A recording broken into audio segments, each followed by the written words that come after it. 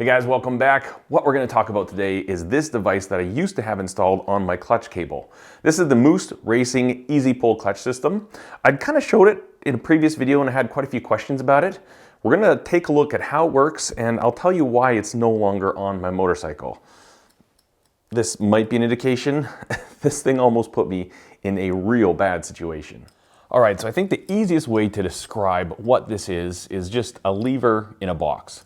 I'm gonna undo these screws, we'll take a look inside and it'll be really clear exactly how this thing works.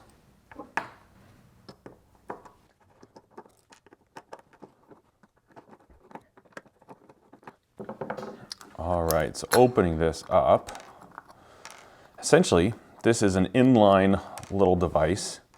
And what you do is, I believe this was actually situated like this. You can see right here we've got this lever. Here's our pivot point.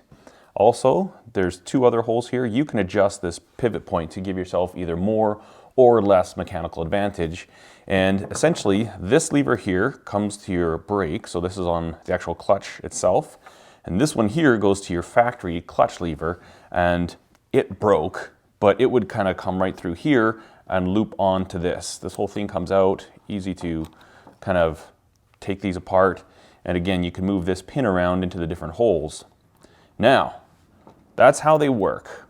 The gentleman that I bought the bike off of, he actually had installed this because he had an injury to his hand and he found the clutch pull of the DR to be a little tight and quite fatiguing. I don't find that at all. Also, I do mostly on road riding. If you're gonna be off-road, you're gonna be clutching a lot, I could definitely understand that. And again, if you've got something wrong where you have compromised strength in your hand, I could definitely see value in a product like this. But when this thing failed on me, I had just come off one of the busiest roads in Calgary during rush hours on Glenmore, and I pulled into a parking lot, I got some vinyl, and when I was leaving the parking lot, and even the whole way, like up on Glenmore, you know, cruising around town, I thought the clutch felt weird, it was acting different. I didn't know it was just barely holding on by a strand, and so thankful that when I backed out of my stall, I went to put it into gear, and I was pulling and all of a sudden my clutch just went, like it was flopping around. The clutch cable broke right before I shifted into first gear. So you could imagine how terrible that would have been. I was about, I'd say 4 blocks away from Blackfoot Motorcycles. I was like, I could just go there and leave my bike or get a part, leave my bike, whatever. But how am I gonna drive without a clutch? It's kind of difficult, especially in rush hour traffic. I've even seen kind of knockoff versions of these available on Amazon for like 30 bucks. And I would just issue this caveat. If you're going to do something like this, and even if you don't, it's very important that you check your cables routinely. My complaint with this is that I believe that Moose put in a very poor quality cable where the little that little lug that's kind of fused onto there, and the cable broke. My stock cable that this plugged into is still totally fine. I inspected it, nothing wrong with it. This part failed, and if this had failed in traffic, I don't know what, it could have been absolutely catastrophic. It could have been a serious accident or a crash. And man, you know, when I saw this and I was like doing a little bit of research and I was like, they actually sell replacement cables. I'm not putting this thing back on. You know, I've had motorcycles that have been 15, 16, 17, 18 years old with the original cables, and I've never had an issue.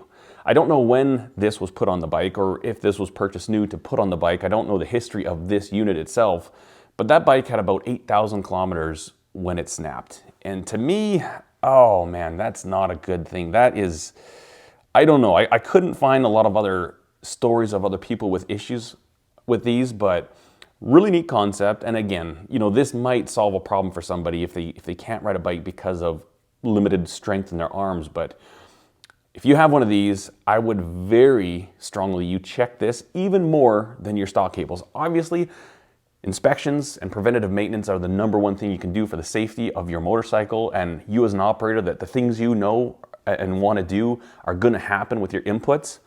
It's negligent just to kind of ride a bike all the time, not think about it, but I truly do believe that this is a highly inferior product. So if you're thinking about one of these, you know, it's personal. It kind of depends on the type of riding you do, but think about this. And if you do put one of these on your bike, I would definitely inspect it. I don't know how often you need to, but I would never put one of these on a bike again. Like, I just don't trust these things. The way that it failed, I don't know if it's a coincidence that this was the first cable failure I've had, but I know people get cable failures and stuff like that, but to me, and I guess the biggest reason why I'm like so gun shy is that I was this close to being in rush hour traffic and all of a sudden not having a cable. And I mean, hopefully my riding could have taken over and like, you know, kill it and just skid the back tire in whatever gear I was at. Hopefully traffic would notice my brake lights. I don't know what would have happened, but it's not a situation I ever want to find myself in again. It's a good reminder to me to constantly check my cables every few 100 kilometers. Just take a quick look, you know, kind of peel the boot back, see what it looks like, make sure there's nothing frayed, and don't end up like this. But that's it. Just want to give this public service announcement to you guys and show you how this works. A really clever idea, kind of interesting, but not something I'm really going to be rushing to use.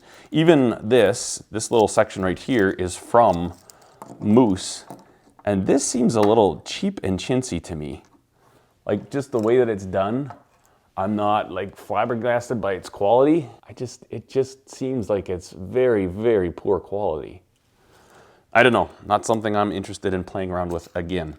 Anyways, thank you for watching, guys. Hopefully this helps you out, answers your questions, curiosities, and we'll see you in the next video. Cheers. Now I just gotta make the thumbnail image. To do that, I'm just going to get the camera a little closer here. There's a good close-up. Hopefully that works as a thumbnail, I'm not sure.